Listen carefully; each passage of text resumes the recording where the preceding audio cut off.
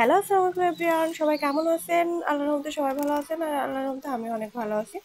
তো আজকে বিকালে আমার হাজবেন্ড মুরগির মাংস নিয়ে আসছিল। তো সেটা ভাবলাম তাড়াতাড়ি রান্না করি।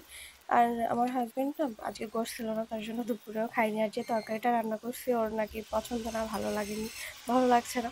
তো এমন কিছু মানে তরকারিতে ওর খেতে বেশি একটা পছন্দ করে না। তরকারিটা ভালো হয়নি এমন না, ও না খেয়ে বলছে আমি তরকারিটা খাবো না।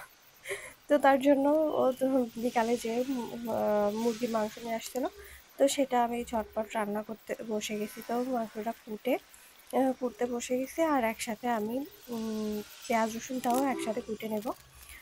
তো আমাদের বাড়িতে আরেকটা সমস্যা হয়, এটা যে আমার শাশুড়ি আম্মা মুরগির গোশ মানে গরু গোশ বাদে আর কোনো গোশ খাই না উনি, শুধু গরু গোশটাই খায়। তার গরু গোশ তো সবসময় আর মধ্যবিত্ত ফ্যামিলিতে সবসময় গরু গোশ কিনে পাওয়া সম্ভব না।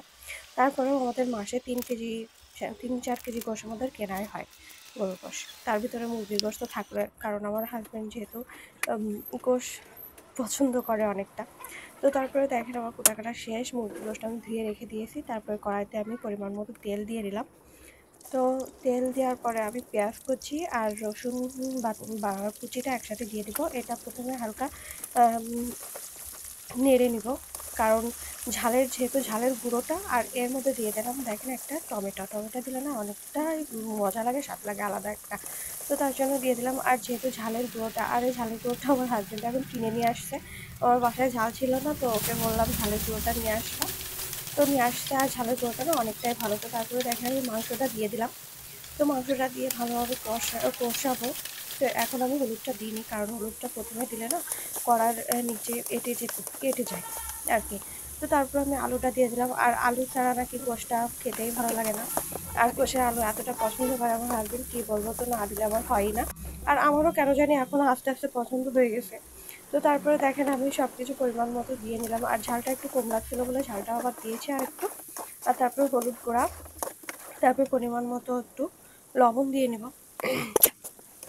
দিয়ে তারপর আমি ভালোভাবে এটা কষাবো। প্রথমে